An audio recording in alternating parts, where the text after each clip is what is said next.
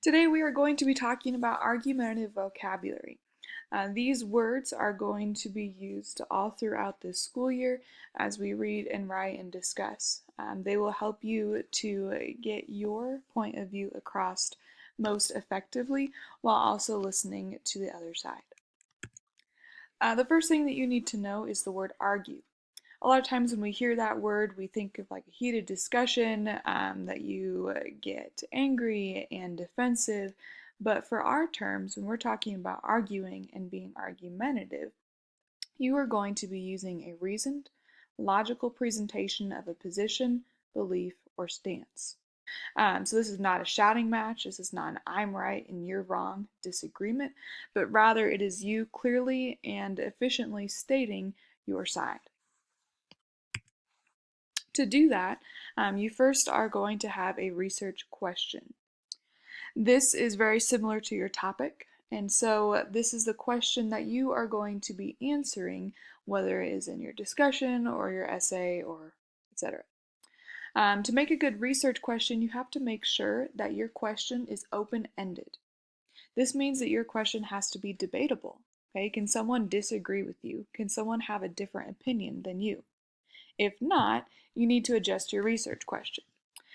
Your research question must also be specific and narrow. If it is too broad, you're going to have too many things to think about and decide upon, and that does not lend itself to a good argumentative paper. Okay, so we're going to take a look at a few research questions here.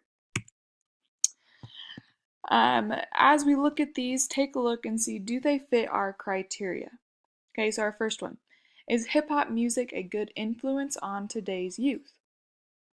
Our second, is animal abuse bad? And third, what is a bully? Take a moment. There are two of these that could be revised and one that is good.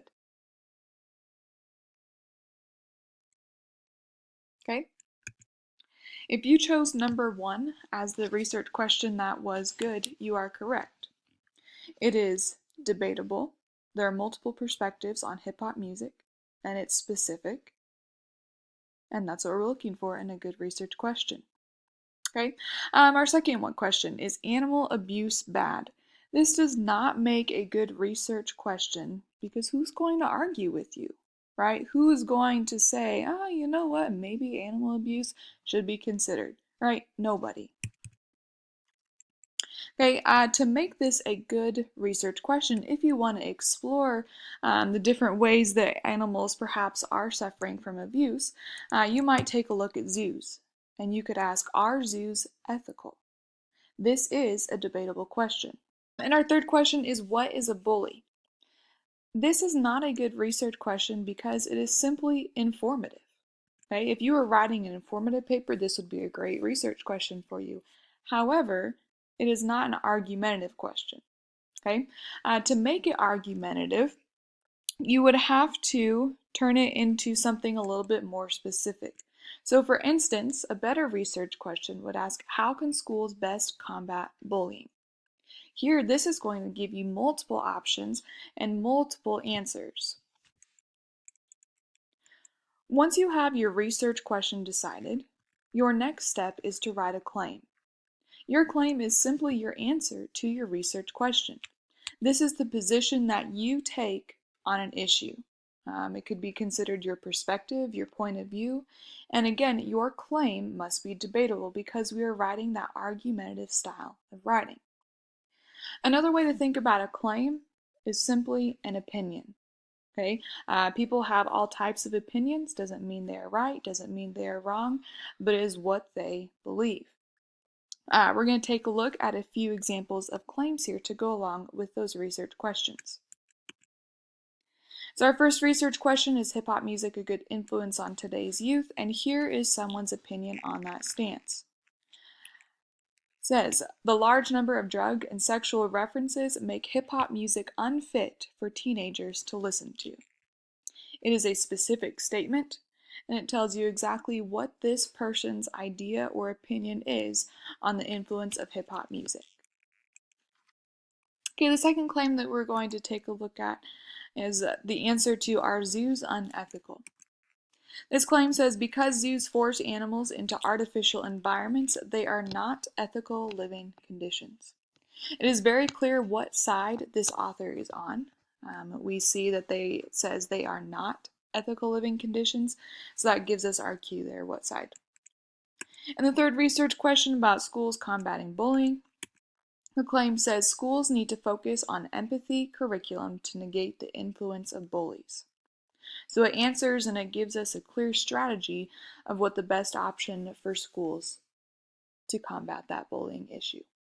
Okay, so our first two questions, they are more yes or no questions, and it would be very easy to answer these and say, no, hip hop is not a good influence on today's youth.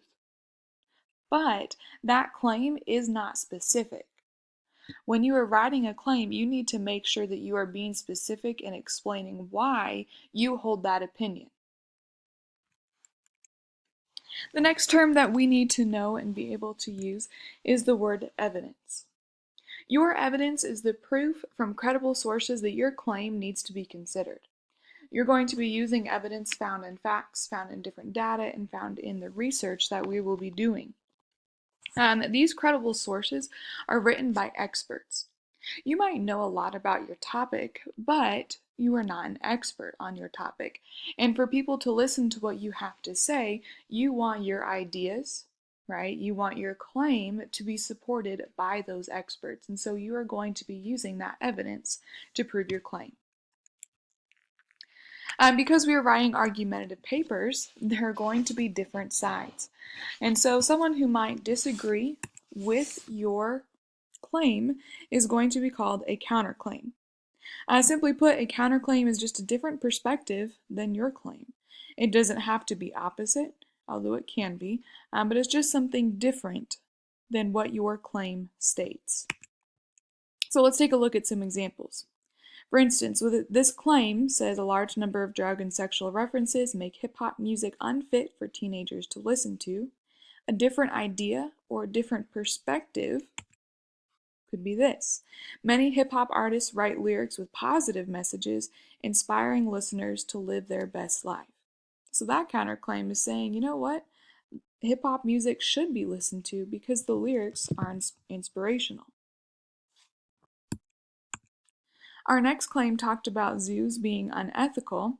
So another idea or another opinion or perspective on that would say, while animals are not in their natural habitat, they are well taken care of, making their living conditions sometimes better than what they would experience in the wild. So this one is saying that zoos are ethical because they might be getting taken care of even better than they could take care of themselves in the wild. And then finally, our third example, the first option said that schools needed to focus on empathy curriculum to negate the influences of bullying. This counterclaim is going to give you just a different option. Okay, they're not going to say that schools shouldn't do anything about bullying, but instead this counterclaim is going to give you a different opinion of what needs to be done. So this counterclaim states that schools need to employ a zero-tolerance system for bullies with harsh consequences in place for those who engage in bullying. So it's just taking a different option, a different perspective of what schools should be doing. After there is a counterclaim, you as the arguer always want to end with your strongest point. That is going to be called the refute. The refute will come after the counterclaim, and it is your best idea that proves the counterclaim isn't the best choice. Again, with your refute, you have to use that evidence, you have to use that expert opinion, and it will be in support of your claim. Okay, so if you are thinking about the flow of an argument, you will start off with your claim, you will have your reasons as to why that claim is correct, you'll introduce the counterclaim, someone who might disagree with you or have a different opinion of you, and then finally you're going to end with your refute. And this brings it full circle and back to your claim. Okay, so let's take a look at some examples. We have our first claim and our counterclaim laid out here. Our counterclaim was saying that hip-hop artists have lyrics with positive messages, and that goes against the claim. And so here is how this author tied it back in with the refute. They say, while some lyrics are positive, right, they're showing that that counterclaim does have a point, they go back to say the majority of these lyrics reference inappropriate content for the impressionable listeners. So it takes into consideration the counterclaim. It says there might be some with those positive lyrics, but the majority of these lyrics are too inappropriate for their listeners, and that relates back to the claim. Our second example, talking about zoos, whether it's better for the animals to live in a zoo or in their natural habitat. And this refute says because animals are taken care of by the zookeepers, they begin to lose their natural instincts, and this is what makes those animals so magnificent. So they're saying that these animals need to live in the wild because they lose their natural instinct when they're taken care of by the zookeepers. And finally, our third example about schools and their bullying policies. This refute says that schools must focus on reinforcing the positive behavior, such as empathy, rather than only harshly punishing the bullies. Okay, so it shows again that maybe there does need to be a punishment for students who engage in those bullying acts, but the larger focus needs to be teaching empathy. And there you have it. Those are our argumentative vocabulary terms that we will be using for the rest of this school year.